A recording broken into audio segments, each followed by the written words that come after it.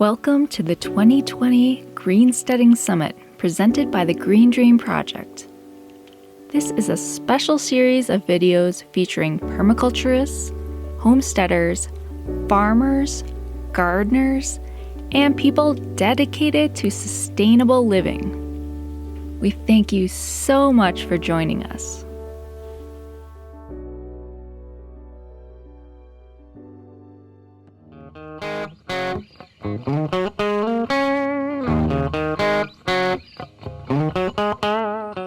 Hey guys, we are the Food Foresters. I'm Amy. I'm Donto.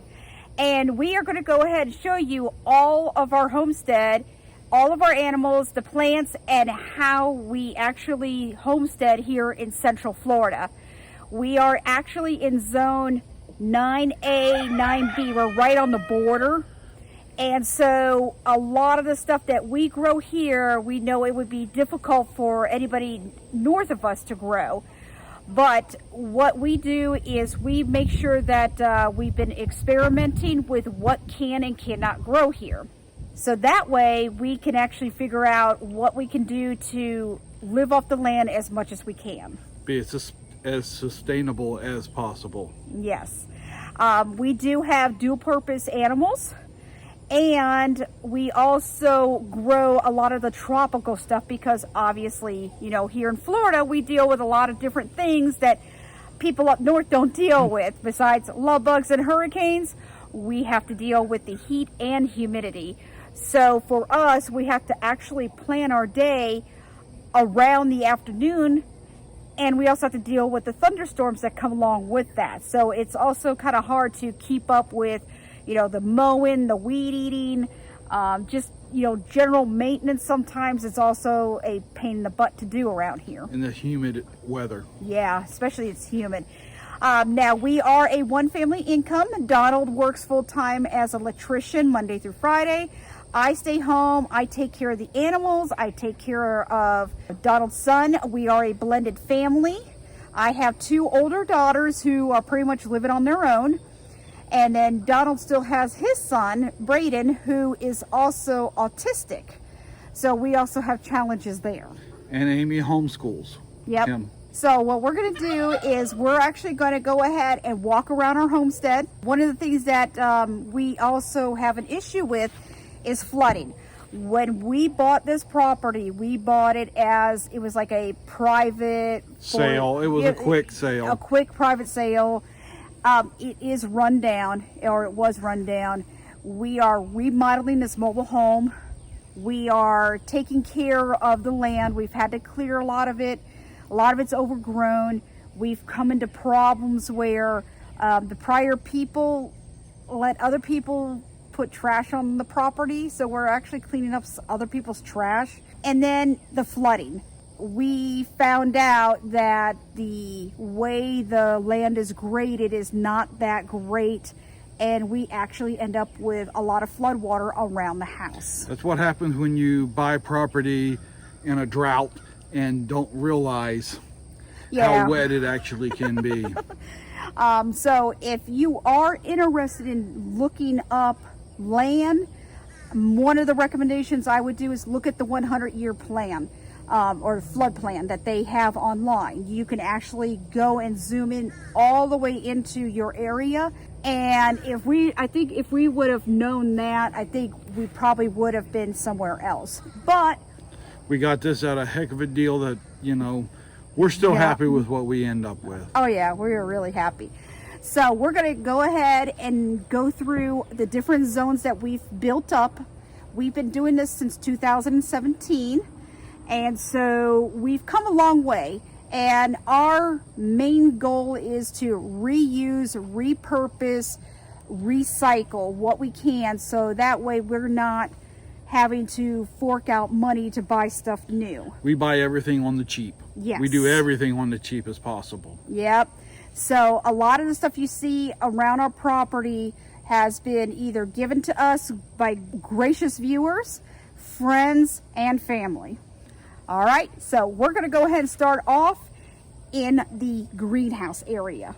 All right, guys, the first area we're going to show you is our garden greenhouse area. We started this area off first as a garden and then put in the greenhouse. We take all the plastic off of the greenhouse during the summer, and we only put it on for a couple months out of the year in the winter. So let's show you what we have. We're going to start off over here. This is our loquat, and this is our lemongrass. We have several loquats and lemongrass all over the area. This is more lemongrass. Yep. This is our garlic in here, our tub. We had radishes in here to start with, along with the garlic. Radishes did great. The garlic, we're having a little, in this heat of Florida, growing garlic is a bit of an issue. We're trying to figure it out to see if we can grow garlic, because we love to cook with garlic. This is an experiment. Hopefully we get something out of it. Hopefully we learn. I know some people have grown garlic here in Florida, so this is a learning process for us. And this is also something that we got. This was an old U.S. Post Office mail sorting bin that we drilled some holes in the bottom and put some soil in to grow things, to kind of keep it up off the ground. Yeah, this was gifted to us also. Now this is one of my favorite trees that we have here. This is our papaya, and this is a very special papaya that we've grown. We've grown it from seed, from other papayas that, you know, getting the best taste that we got, you know, because papayas they can be a bit earthy. A lot of people don't like them, but this one is very special. It actually has a caramel and coffee flavor to it. We give away a lot of our fruits and vegetables. This one, we don't give away. Every one of these papayas we are eating. And then we do try to grow mint around our trees. And you'll notice too that we have tires around a lot of things. Because of the flooding. Because of the flooding, we want to make sure that the roots don't get the root rot. So we went and started using tires as part of our growing, and it's worked out great. Now, a lot of people will you know, complain about, you know, tires leaking, metals and stuff like this, but with the research that we've done, that's mainly in playground areas where they've chewed it up and it off gases and leaks metal. These are temporary till we can build the land up a little more, control the flooding. Then we'll be cutting these tires off and doing away with them. Yeah. And then this is the greenhouse that Donald and I built. Was it going on year 2? Yep. Yep, year 2. It has doors on either end, and then we got the hoops on top. It's 22 feet long and 8 foot wide. And we have 3 mangoes and a soursop. And now the mangoes are subtropical. The soursop is strictly tropical. That's why we have it in this greenhouse. This greenhouse was built specifically for this soursop. Yeah. And like I said, we do get freezes here, but it's the freezes will take this tree out. So we have it protected, and we built this long enough because during the winter season, we actually take cuttings. Like this is a strawberry tree cutting. We took it from the main tree there, potted it, and then over the winter it stayed in the greenhouse and it established roots. So it is now something that we can go and plant elsewhere. You look over here, these are all cuttings. Yep, these were all inside the greenhouse as well. Of our cranberry hibiscus. This is another one of our favorite plants. You eat the leaves. It has a really nice citrus bite to it. We love it on tacos. We put it on sandwiches like lettuce, hamburgers, and salads. It's great.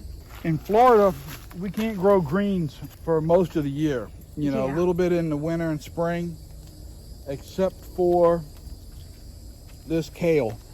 We love this dinosaur kale. Yep. And we're able to eat into that well into the summer off of this. And we also have our strawberries in here. Yeah, now the strawberries aren't producing, but they're starting to produce their runners. So we're actually going to take these strawberries and expand it into this next row here. That one tiny little plant right there, that is our eggplant. Eggplant does great here. We love eggplant. We love the strawberries.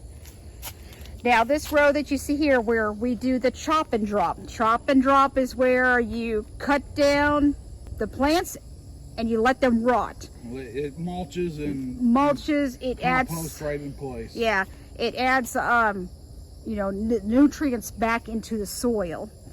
So we've tried growing corn here. We've tried it twice now. We cannot get corn to grow. So this next season, or coming up next year in spring, we're going to decide what we're going to plant there.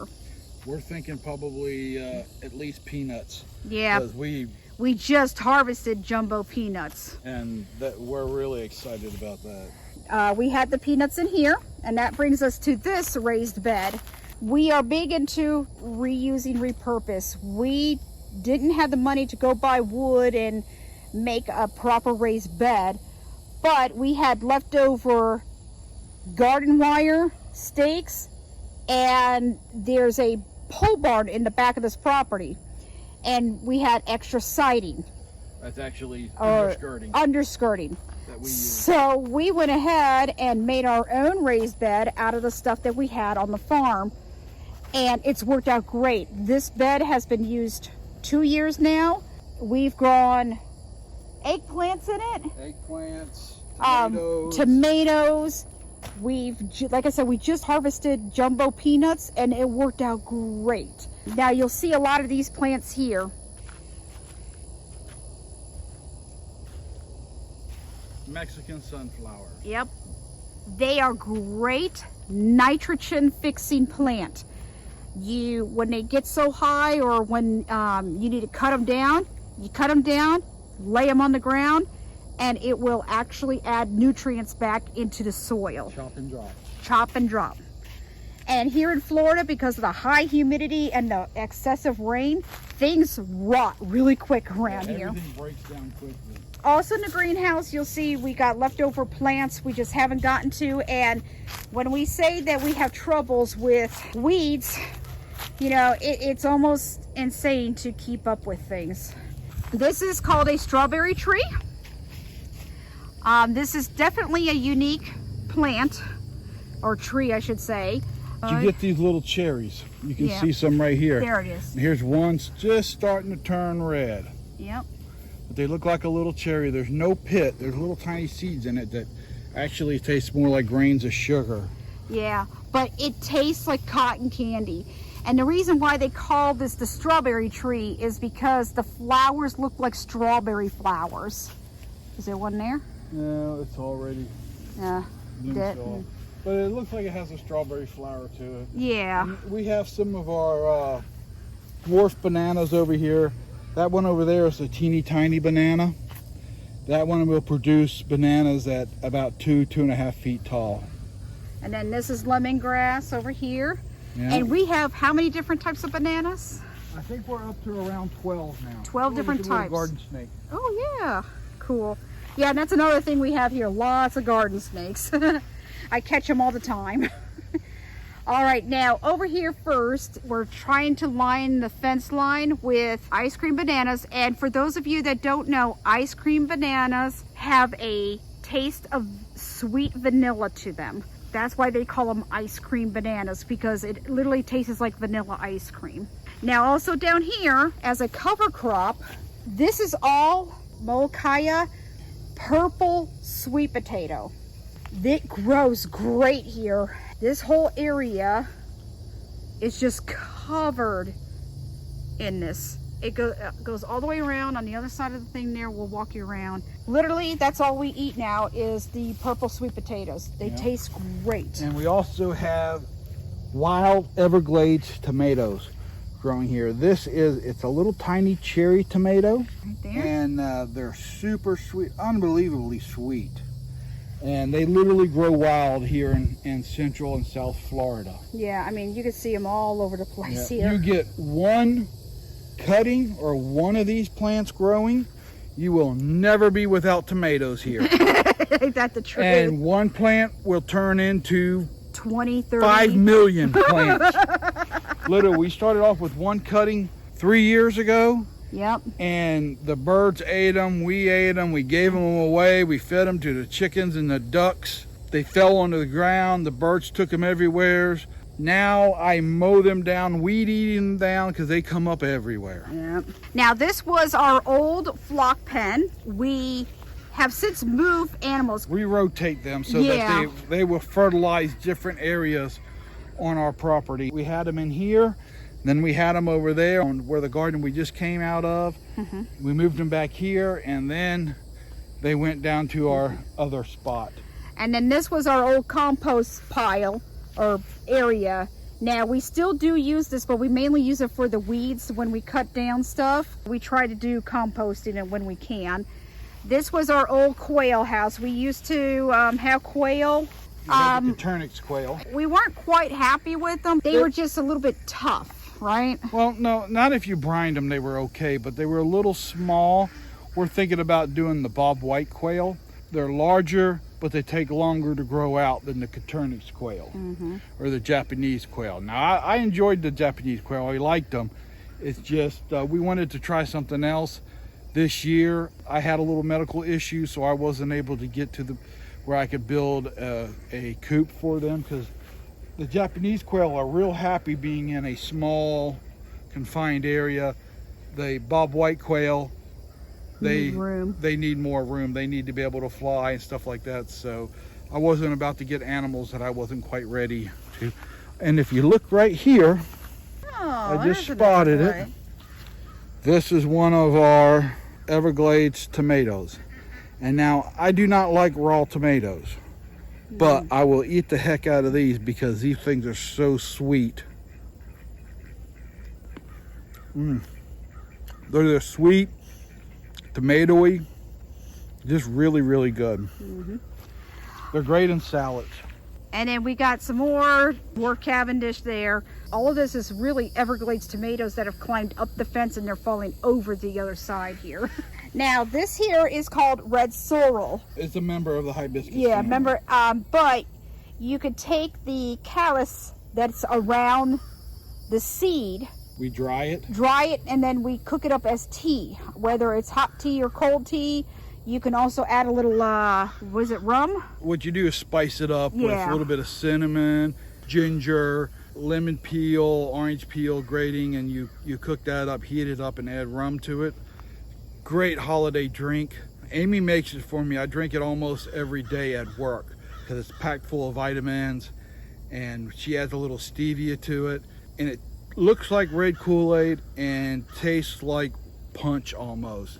It's just a really good flavorful drink, and it's good for you. So this season I did a lot more red sorrel. This whole row is red sorrel, and like I said, I got a hand weed in here. This whole row is red sorrel, and then the two little, I don't think it's growing, but I did plant cotton, and I thought it'd be cool to grow a little bit of cotton, just see if we could get it, but I think we're going to have to try that at another time. Yep. Going back towards the greenhouse area, this gorgeous tree right here, Donald is very proud of. This is cassava. I got some of this last year and planted it, and we did a video on harvesting the cassava. We dried the cassava. It's a root. You can make flatbreads out of the flour. What you do is you dry it, and then you put it in a blender and chop it up into like a powder. And you can also make cassava fries, which Amy absolutely loves. Is you slice the cassava up and boil it and then deep fry it. Oh, it's so good. And they are really good. But we love the cassava. I use it, the powder, the flour, to thicken gravies and stews and stuff like that. It's absolutely wonderful. You can't make raised bread out of it, but it makes great flatbreads. And we have this planted all over. Yep. This one just seems to be the tallest one, but it's a gorgeous looking plant. This is our baby brooder area. So when we hatch eggs, we bring them out here, and this is a secure brooder. It's got locks, heat lamp. It's got a feeder and a water in it, and all we do is we just check on them every day. Every morning I'll prop this open. Once they're feathered out, they only get the heat lamp at night. And then as they grow out, we then take them to the pens. And we made this out of pallet wood. And left over, this was a siding one? Yep, this was siding. Yeah, that was siding. Now, over here is another thing that we do as repurpose, reuse. This is Braden's old swing set. And what we did is we took the swings off. It's just the frame of the swing set. We put tires around the poles, filled them up with some good dirt, and we use this to grow our Asian yard-long green beans, which we'll show you right here. These are amazing. Some of these get even longer. They can get 18 inches long or better. This year we also added in between some tomatoes, which this experiment is not working out as good as we thought it would. I mean, we are getting some tomatoes off of them. I mean, look at these are really good. We're kind of behind on harvesting. There's a lot of tomatoes here we can still get. We're just a little bit behind, but I mean, it's doing okay. Not as good as we thought. The bamboo is something that's growing on our property in the back. So we drive over to the other side of our property and we'll harvest the bamboo. We found some plastic lattice on the property and we got that tied to the swing set. And then that way the beans can grow on it. And there's a good shot of it. This is the open side. The beans kind of overran the tomatoes, yeah, which we weren't expecting. Because here in Florida, we have a problem in the summertime with the tomatoes. The sun really beats and the moisture and everything really does a number on them. So we was hoping we could shade them a little bit with the green beans. Well, they shaded a little too much. Yep, and then over here is one of our friendly garden spiders. This is a yellow garden spider. And she's pretty much takes care of the pests for us here. She's been there for the last couple of weeks, so we're kind of just let her do her thing. Even though there's like beans behind her, I will just let her, leave her alone. They're harmless though. This is our duck pond area, and we'll show you what we mean by the issue with the flooding. This whole back side of the property. Well, it's actually more like down the center. Yeah, down the center of the property. You can see all the flooding. Eventually we're going to do some earthworks and build a retention pond and, you know, some wet weather ponds for in here. We normally only have the ducks in here in the yard, but the grass and the weeds were starting to grow up a little too fast. The ducks weren't taking care of them. So we moved the chickens over here, and the chickens will clear this all out for us. That's our rooster, Stupid, and the reason why he was named Stupid was because when we first got him, he kept going into our dog pen, and then our dogs were chasing him. So it's like... And we'd get him out, toss him out, and he'd fly right back into them. Now we do have a lot of ducks, and we also have one goose. That's baby boy over there, swimming in that little deep area. He's kind of the daddy of the group. All of our new ducks, new turkeys, new chickens, he kind of raises. We put them in with him in a grow out pen. He raises them when they're small up until they're big enough to be left in the pen alone, and then we'll bring them in here. He's got 2 ducks now that he's raised that are following him around. He's a pretty good daddy goose. Yeah.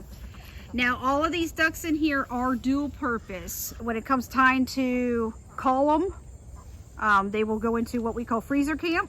But in the meantime, they will lay the eggs for us. I get more duck eggs than I do chicken eggs. We love our duck eggs. Yeah, we love our duck eggs. Now, we will be raising more. I'm hoping to hatch some as soon as it's not quite as hot. but I want to hatch some more duck eggs that we'll just raise strictly to butcher. Yep. Once we get more of the turkeys out of our grow out pen. And as you can tell, we got more bananas here. The reason why they're growing on this side is to provide shade, because the summer sun, this is all north. This is straight north here. So during the summertime, anything that we can give these guys give them some shade, we will. Which will now bring us to our, what we call Zone 3. This is our quote-unquote orchard area, Zone 3. And this has a lot of plants that Donald has particularly planted in here for certain reasons. Yeah, first we've got some apple bananas. That's another different type of banana we have.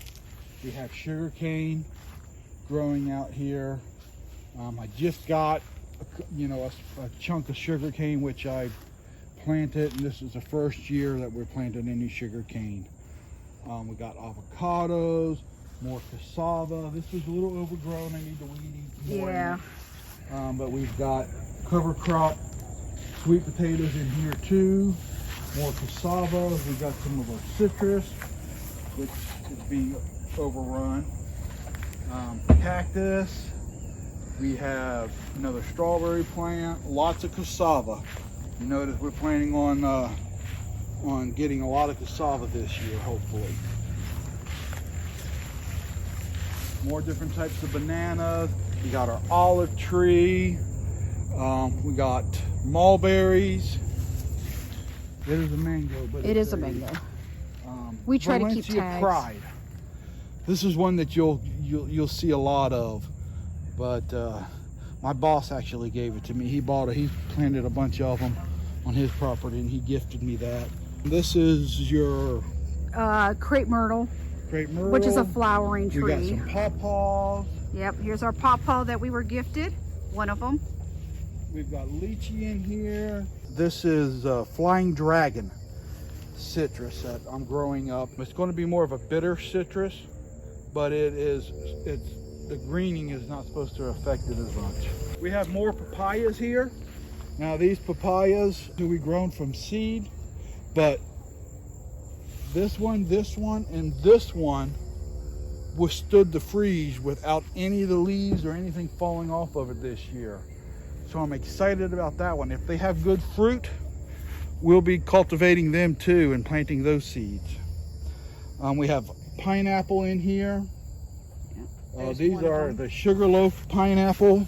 This one is actually, it's kind of on the small side. It's not ready yet. The one over in Zone 2 is getting huge. Yeah. We got a couple of them that sprouted this year, because pineapples take almost 2 years, like bananas. They take 2 years to produce. Right. And you can see, we can cut this off of this plant. This will send off a shoot. This is just like a little sucker that comes off. And you can replant that and get a pineapple out of that in 2 years. Same thing with the head of this. We can plant that and get another pineapple. This is our banana circle. What I did is I just dug a hole in the center, threw the dirt in a circle around it, and planted. And I've got several different types of bananas in here. I've got the double Mahoy, there's some dwarf Cavendish, a couple of red bananas planted in here. We got more loquats over here. So we're really excited about this area. Now, just to show you, all this overgrown stuff is the rest of our property. It goes all the way back there. We have not been able to get to it because of either flooding or the grass is so thick and dense. We literally have to wait until there's a frost to try to mow any of this. Yeah. All this in the back that you see here, that's all of our property too. We have 2.2 acres.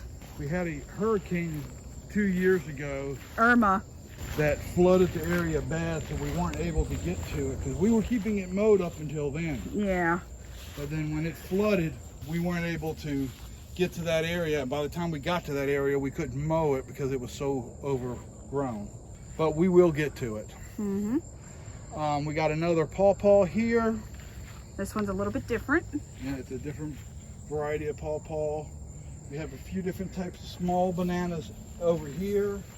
We got a lot of ice cream bananas. You can tell that's one of our favorites. Yes. The ice cream and the dwarf Cavendish, because we make banana fries out of the dwarf Cavendish. They're not the greatest ripe bananas, but when you pick them green, they make amazing banana fries. And there's one of our banana racks. This is one of our drainage ditches. It actually goes from here, goes down, makes a curve, and then back there where that white thing is, that's the retention pond in the back of the property, over by the pole barn. Now, a lot of the ugly side of homesteading, you're gonna have stacks of stuff. Now, we do have a pickup truck, and unfortunately the pickup truck is down right now, so we can't make any dump runs. I gotta get a new radiator for it. Yeah, we do not get the luxury of the curbside pickup. We do have a trash service, but it's bags only, and it's got to be kitchen stuff, can't be anything heavy. So the ugly side of stuff is stuff can get piled into one area, and then you got to wait until you can get it done. This is also part of our property. These oak trees are coming out. The electric company has been coming in our area and cutting down trees a lot. Like I said, everything here is reused, recycled, or given to us. Or we buy it on cheap. Yeah, buy it on cheap. This is one of our breeder pens. Now, as you can tell, we have here is a bourbon red male turkey. And then his partner is a royal palm. So we're hoping not this year, but next year we will have gorgeous looking babies. But these are also meat birds. We're raising this for meat and for hatching out. So we do have two different breeder pairs. In this pen, we have our new set of chickens. We don't put the new chickens in right with the old ones because they do not mix well. Yeah, stupid gets a little crazy. So we got to wait for them to grow up a little bit more before we add them to the flock. Yep. So we have them here out with the bird netting because we do have to worry about hawks and turkey vultures. We'll get at them. This is our other breeding pair. These are both purebreds or heritage breed. Blue slate turkeys. Blue slate turkeys. The male does not like me. Every time I go in there, I have to go in there with a stick. And this is one of the animals that like me more than it does Amy. All the animals love Amy and, a little scared of me, but this one actually does not have a problem with me. Before we got the bourbon red, this male was breeding with both the gray slate and the royal palm. And we're going to show you those babies over here because we hatched out a lot this year. Now this is our normal chicken yard. This would be where the chickens would stay, but because we're dealing with a snake issue, we decided to move them for a while, for a few weeks. And then this is also their coop. If you want to open it, it's we haven't cleaned it yet, but we have to keep an eye out for snakes. I've been getting the gardener snakes. But as you can tell, they have nesting boxes in here, roosting posts. This is where they would come and stay the night. Around these gorgeous oak trees that we have, we've also are composting and growing different things too. We have dragon fruit, and we also have a passion fruit to grow up the tree. This is our miracle fruit. It has little red berries on it, and when you eat them, they change your taste buds. So you can eat a lemon and it tastes like lemonade. If you get one of those cheap apples at Walmart that has no flavor to it, you eat one of these apples after eating one of those berries, and it'll be the best, delicious, sweetest apple you ever eaten in your life. Also over here we're trying to grow some coffee. So we got a trial of 3 coffee plants. That is Toro. Toro? That is an edible elephant ear. This is what they, in like Hawaii, that's what they make the poi out of, or they make like this pudding stuff out of. And then we got some composting buckets, which we're in the process of filling and turning. And then here is our Copacabana. This is a tree that produces fruit on its bark, on the trunk. They also call it the Brazilian tree grape. Yep. And then we have another compost area here. And then this is a mango.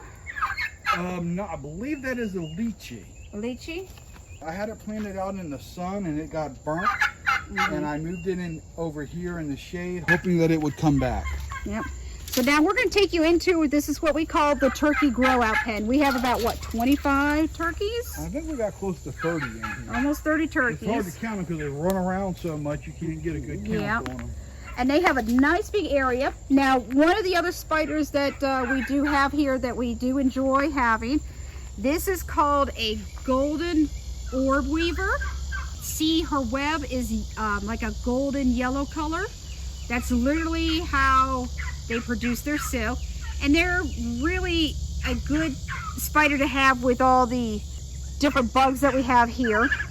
So this is the herd.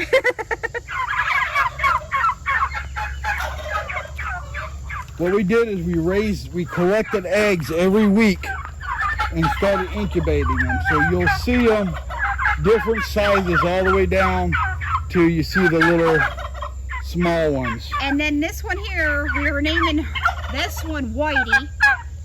Blondie. Or Blondie or Whitey? Blondie. There he is.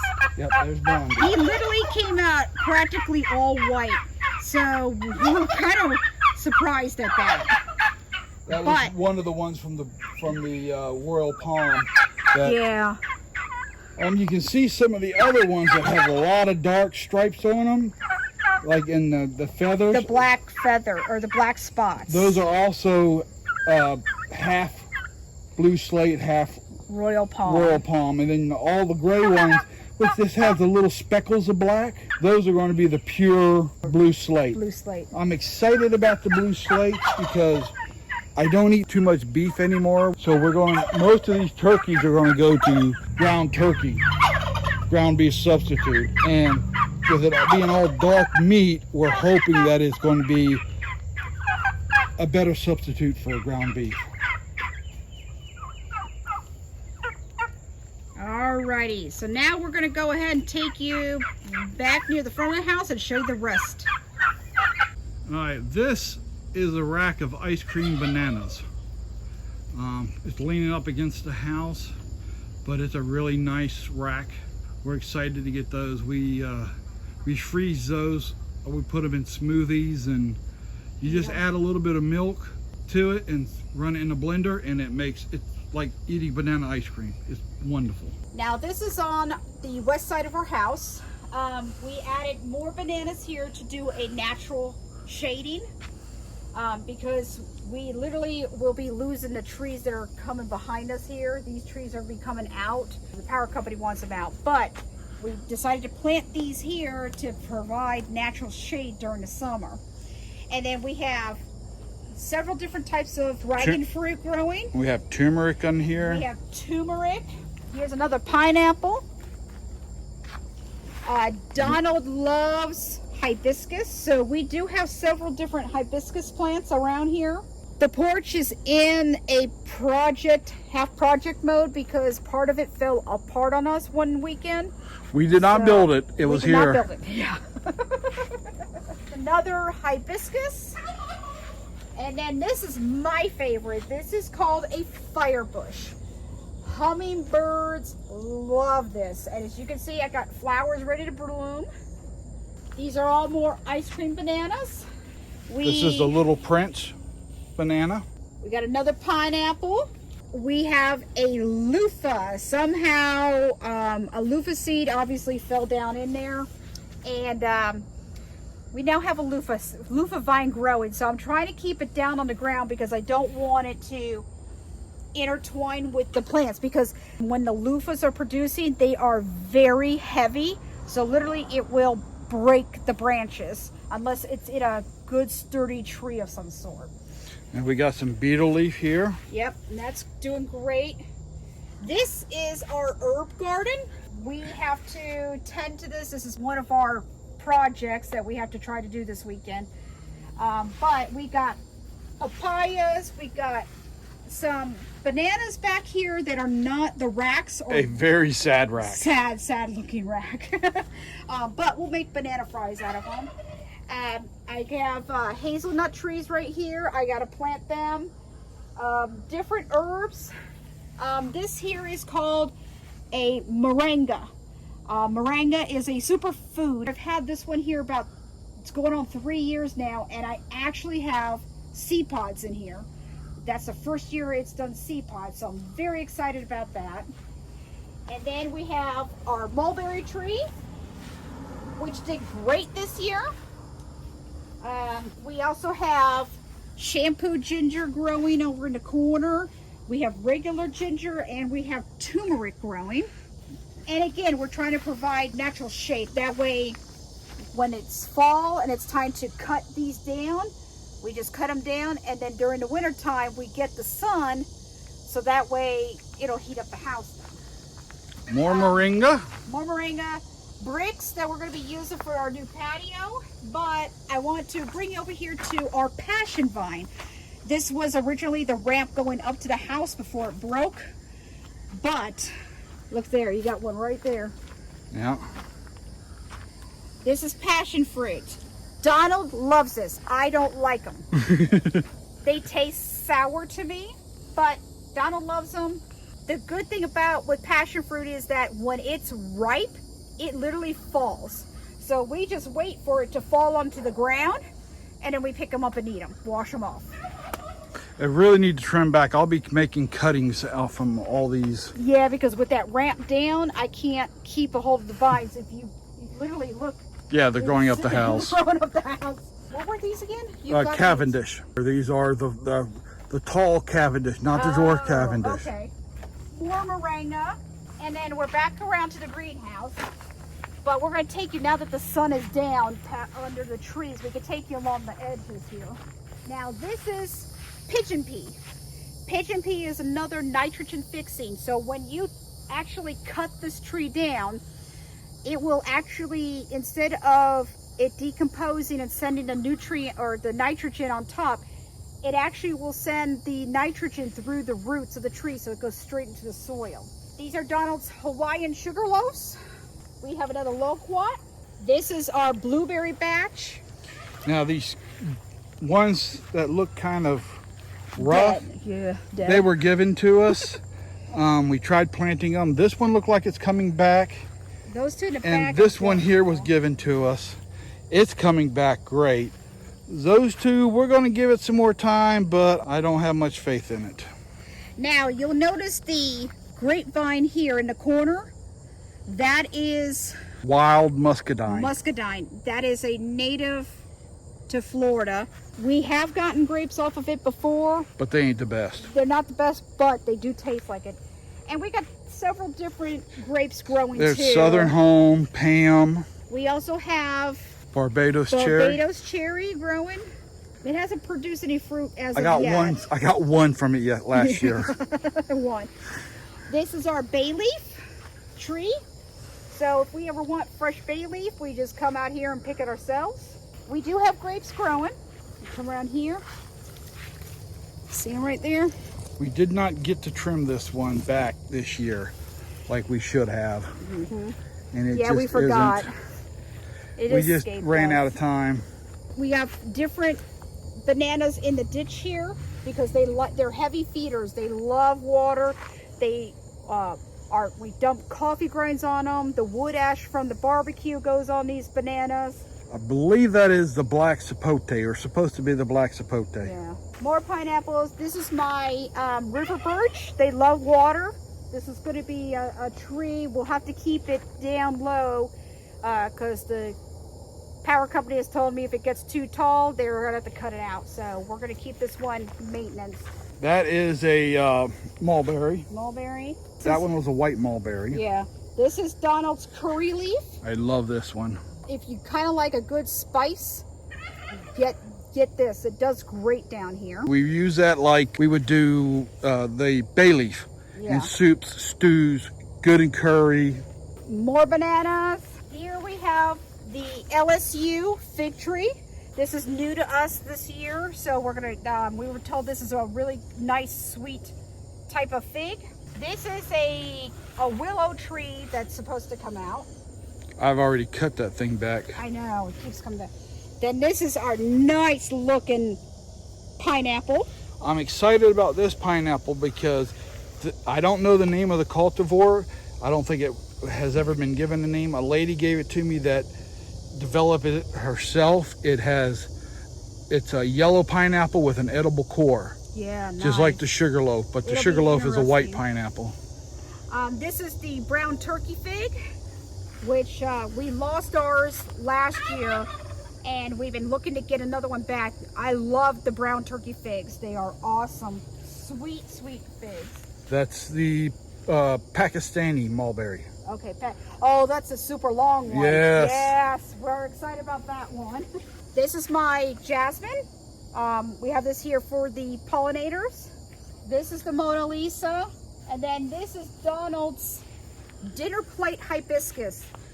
Too bad there's not one that's bloomed right now. Yeah, I mean, the closest one I can get is right here, honey. But the... It's already closed up. Yeah. But it's about 10 inches round, so it's the size of a dinner plate. And then we have... The everbearing. The everbearing mulberry. Supposed to be a dwarf. That doesn't look too much like a dwarf to me. No, but it'll work. We're excited about these. These two here are our first plantains. They are the rhino horn plantains. They're actually about 16 inches long. These will get taller.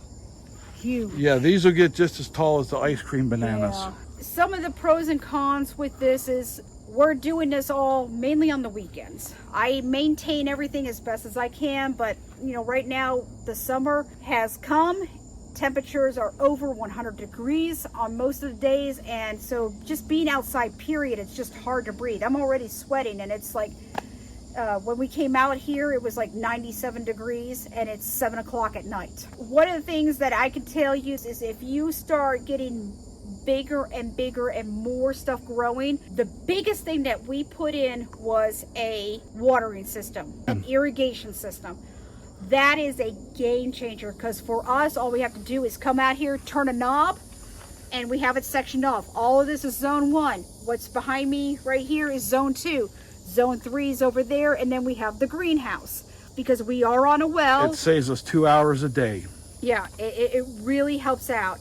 If you could find this stuff for cheap, it's worth it, because then all you would have to do is just buy a couple of little supply things like what we did. Other than the piping, the PVC piping, everything else it came with it, you know, so we didn't have to worry so much. Another big advice is go slowly. Don't jump in and just go out and buy a ton of animals, and go bit by bit, you know, learn what your land is and learn your stuff. Don't just go out and buy meat rabbits, meat birds, egg birds, ducks, goats, cows. Yeah, start with plants, figure out what grows in your area. Look up your zoning. Different zones have different things that can grow during different seasons. You know, like we said, with our area, we are unique because, one, it's Florida, it's hot, hurricanes.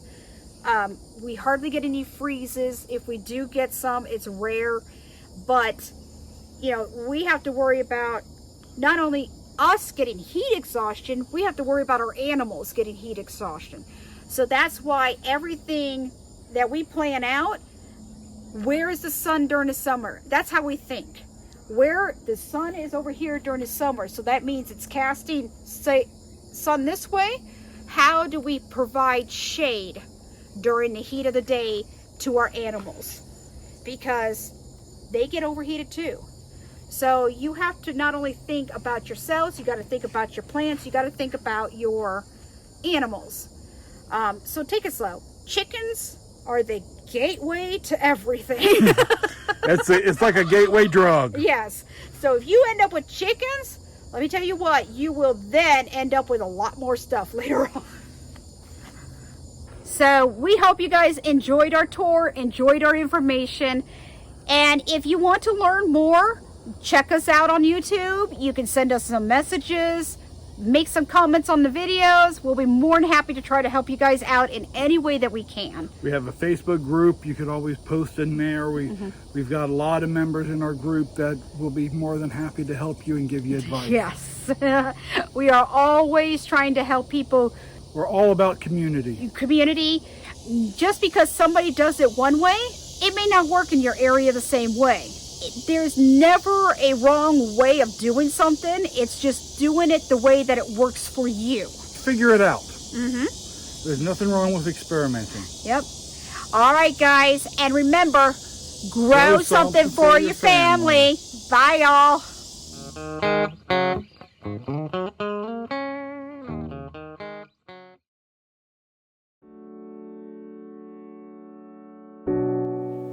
Once again, thank you so much for joining us. Don't forget to check out the other summit videos as well. They'll be available for a limited time on the Green Dream Project YouTube channel.